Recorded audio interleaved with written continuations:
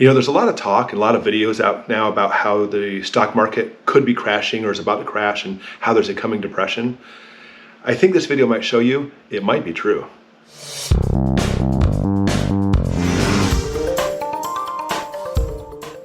It's kind of funny how people only talk about stocks when they talk about the depression, the stock market crash in 1929. And that's true. But a lot of people don't realize there's actually three markets. There's a stock market, there's a real estate market, and a commodities market. And throughout history, it's always been those three in succession. When the stock market does well, next the real estate market will do well, and then lastly, the commodities market will do well. So let's go ahead and do a really quick history lesson and see how that holds true.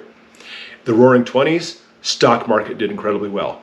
Crash in 1929, leading to real estate market. People went out and tried to start farms, started the Dust Bowl, all those things happened for about 10 years. World War II comes around, and now we get into a commodities market. It's all about metals, oil, etc. Then in the 50s, after the war, now we go into a stock market again. It does very well in the 50s. In the 60s, into a real estate market. Then in the 70s, if you remember the gas crunch and everybody buying gold, in the 70s, we hit another commodities market again. Then the 80s, another stock market. Big booming time for stocks and big business and money and such. After that, into the 90s, real estate market. In fact, that continued until about 2008, I think it was. If you remember, the real estate bubble collapsed, and when that happened, it switched us into a commodities market. If you remember after that, into the 2010s, we had huge gas prices, the most we've ever seen. Then finally, in the 2010s up until present time, we've actually had stock markets doing really well. Okay, so that's basically the rotation. We are due to go from a stock market to a real estate market again. In fact, we see it happening before our eyes.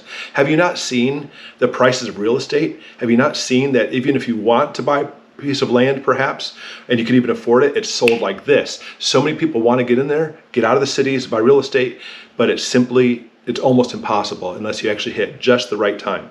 And for us, I saw this coming, and that's why we moved up here just a few years ago. And I said, you know what, I want to make sure we hit this place and get our land before that real estate market came into place. And sure enough, now it's actually transitioning. We're definitely seeing the stock market teetering. Sure, if you're a day trader and you actually have volatility of some stocks going up and down, you can make a lot of money. But overall, we're getting ready to shift from a stock to a real estate market, and the stock market, because of that, is about to crash. Now, there's three things, and some may argue about this, that actually led to or exacerbated the Great Depression. First, again, the stock market crashing. But second is hyperinflation. I don't know if you know it, but hyperinflation, aka food costs, which basically go hand in hand, also go in hand with the real estate market. As we mentioned before, with real estate, as the real estate market goes up, people want to buy land and usually want to grow more food. And often what we see during those markets, especially during the Great Depression, this happened a lot, was the farms were actually making food, but because people couldn't afford to buy the food, a lot of it went to waste. That's happening right now. Have you seen that in the news over the last couple of years? Like, for example, the best example would be the market for milk. All these dairy farmers are having to dump thousands of gallons of milk because simply they can't get people out to buy it. And then the third thing is the Federal Reserve. The Federal Reserve, to try to counteract the inflation during the Great Depression, raised its rates, which basically set us into a depression for the long haul, 10 years. Well, guess what? The Federal Reserve has announced over the next 4 months it's going to raise the interest rate 5 times starting next month. This is all going to happen very soon. We're not talking about the market crashing over the next year. It literally could happen in the next couple months. So with that, we're not heading into a depression of the United States. We're heading into a worldwide depression. Same thing happened in World War II. Following the Treaty of Versailles and the stock market in America and everything, all these things happened where the countries, which are all tied together, we really are more global than you think we are, we all crashed at the same time. And the Germans, of course, were like, we're proud people, how dare them impose those sanctions on us, plus their people are starving, and therefore Nazism and Hitler brought forth out of that depression. That's scary. So who's like the new Nazis? I mean, it really, maybe you've watched the news. Everybody's calling each other Nazis now. We'll do a video on later who the Nazis really are. But I'm not saying it's China. Let's go ahead and look at China right now. China, by the way, over the last year has actually bought over 50% of the entire world's grain supplies. Over half of the entire world is just going to China. In fact, China is actually starting agricultural centers and farming all over the world. Like, for example, in Ethiopia, they're setting up massive farming in an area where it used to be completely impoverished. Well, guess what? It still is, because the Chinese own the farms. We'll hire out the Ethiopians to work on the farms, but the food doesn't stay in Ethiopia. It's shipped to China to feed their massive amount of people. And then, just to make matters worse, the Chinese government just came out a couple days ago and said, hey guys, we need to be careful. If you haven't stocked up on the staples, you probably need to do so. And guess what happened? They're having a run on their markets. Not the stock markets, they're grocery store markets. And just like we're seeing in American shelves, their food is disappearing off the shelves faster than you know what. They're all buying the food to stockpile, and it caused this massive, almost riot of hoarding that's taking place in the country. That's scary. If you don't know us, we're Out of Goshen, a family of 10 living in central Michigan and loving life. Check us out and subscribe.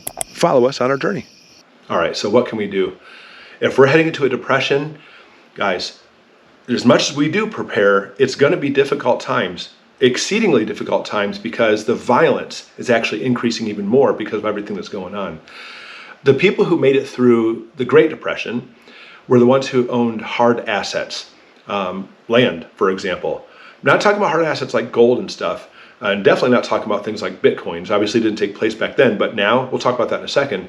But hard assets, people actually owned physical items that they could actually sell or trade, or, you know, like, for example, people who actually owned like railroad and things like that actually went through just fine. In fact, even made record profits during the Great Depression, which is kind of interesting. But bitcoins and all the other cryptocurrency, people really think it's going to help them, or even people who buy gold. You have to understand that the bitcoins and cryptocurrency actually goes along perfectly with the stock market. Why has it done so well in the last 10 years? Because the stock market has been doing so well the last 10 years. But guess what? That's all about to change.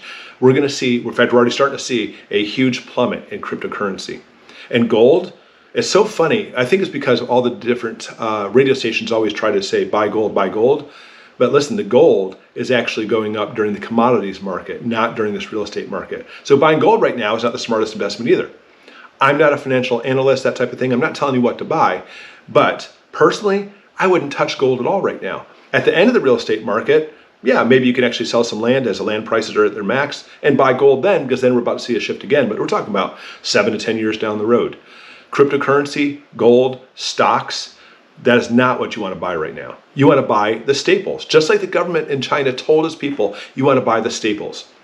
Rice, rice is probably the perfect food because it stores indefinitely. You want to buy canned food if you can, freeze-dried food, powdered food, all those different things if you can get them. But even better, if you can actually get some land.